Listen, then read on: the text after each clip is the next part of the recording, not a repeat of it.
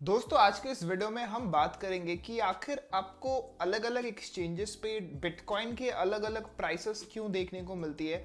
और ये जो दोस्तों इशू है वो सिर्फ बिटकॉइन के साथ ही नहीं है, इथीरियम, टेदर और बाकी के जितने भी वेरियस क्रिप्टो करेंसीज है उसके भी प्राइसेस आपको हर एक एक्सचेंज पे अलग अलग रेट्स देखने को मिल जाएंगी।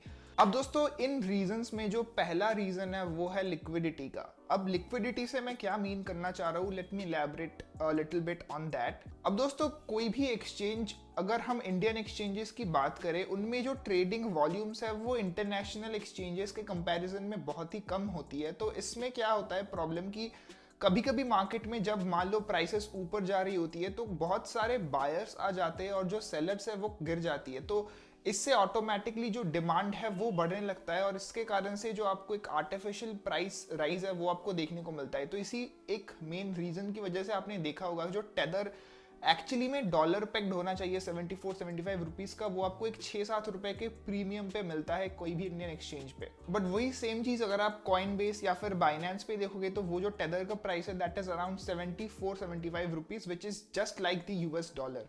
तो ये जो दोस्तों लिक्विडिटी का प्रॉब्लम है, काफी लोग ये सोचते हैं कि एक्सचेंजेस एक्चुअली में प्राइसेस मैनिपुलेट कर रही है, बट ये होता है कोई भी एक्सचेंज अगर उसके पास एक ऑर्डर बुक है तो वहां पे बायर्स और सेलर्स खुद डिसाइड करती है। अब आप, अगर मैं अपना एग्जांपल दूं, मान लो कि अभी लोग टेदर खरीदना प्रेफर कर रहे हैं, तो ऑब्वियसली मैं एज अ सेलर अगर मेरे पास टेदर है तो मैं तो कोशिश करूंगा यार उसको ज्यादा से ज्यादा प्राइसेस में बेचने की, राइट।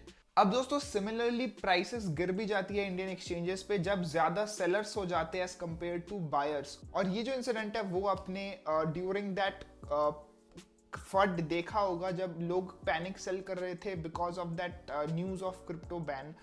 तो उस टाइम पे क्या हुआ था, ज्यादा सेलर्स आ गए थे, कोई खरीदना नहीं चाह रहा था क्रिप्टो को। तो इसी कारण से आपने देखा होगा जो टेदर है वो 61 रुपीज तक चला गया। रिसेंट मैं न्यूज की बात करूँ, कुछ 1-2 हफ्ते की पहले की बात होगी। तो पहला रीजन हो गया लिक्विडिटी, सफिशिएंट बायर्स और सेलर्स ना होना और वॉल्यूम कम होना। अब दोस्तों जो दूसरा रीजन है जो बहुत ही मुझे खराब रीजन लगता है दैट इज प्राइस मैनिपुलेशन। तो कुछ एक्सचेंजेस है जो कि सो कॉल्ड जीरो ट्रेडिंग फी के बेनिफिट्स को ऑफर करते हैं, वो उसका एज अ मार्केटिंग गिमिक दिखाते हैं लोगों को, जिससे कि कस्टमर्स उनके एक्सचेंजेस पे अट्रैक्ट हो जाए और वो सोचे कि हमको इसमें कोई ट्रेडिंग फी नहीं लग रहा है। बट एक्चुअली में वो जो फीस है वो उन हर एक कॉइन्स के पीछे वो हिडन तरीके से उसको इम्प्लांट कर देते हैं और जो प्राइसेस है वो रेगुलर प्राइसेस से थोड़ा सा वो ज्यादा मार्कअप पे बेचते हैं। और ये जितने भी एक्सचेंजेस है यहाँ पे आप एक कस्टम लिमिट ऑर्डर भी डाल नहीं सकते क्योंकि इनके पास इनका खुद का एक ऑर्डर बुक नहीं होता है। तो जो आपको बाइंग प्राइस मिल रहा है आपको उसी पे खरीदना होता है और जो आपको सेलिंग प्राइस मिलता है आपको उसी पे बेसिकली बेचना पड़ता है। और उन्हीं प्राइसेस के पीछे ये लोग अपने ट्रेडिंग फीस को इम्पोज कर देते हैं। कैसा करते हैं मैं आपको एक एग्जांपल के तौर पे बताता हूँ। मान लो बिटकॉइन आज की डेट में है 38 लाख रुपीस का, तो अगर कोई exchange so called zero trading फी के सर्विसेज को ऑफर करता है तो वो ऐसा कर सकते हैं कि वो उसको 38,50,000 पे मान लो वो अपने एक्सचेंज पे बेच रहा है। तो अब कस्टमर ऐसा सोचेगा कि मेरे को तो इस पे कोई ट्रेडिंग फी नहीं लग रहा है, बट जो प्राइस 38 लाख में दूसरे एक्सचेंजेस पे मिल रहा है वो इसको थोड़ा सा ज्यादा में बेचेगा, 38,50,000 पे बेचेगा। तो उसने जो भी जीरो ट्रेडिंग फी के नाम पे एक प्रमोशन ऑफर किया उसने यहाँ से अपना कॉस्ट रिकवर कर लिया।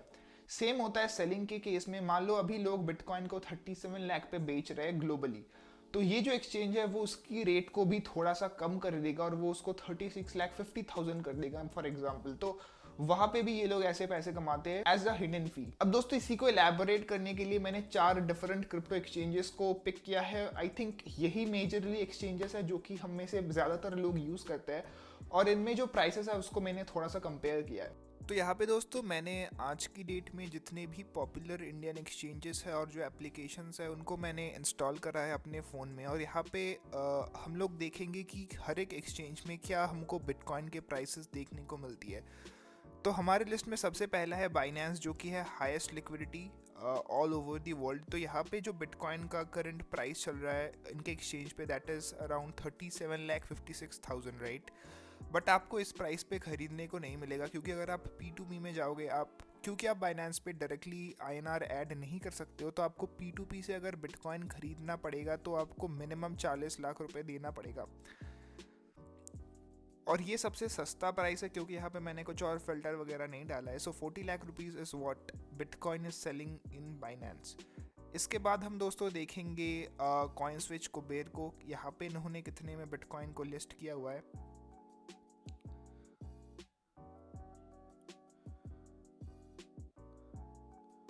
तो दोस्तों कॉइन स्विच में आपको बिटकॉइन मिलता है 39,94,270 रुपीज़ का।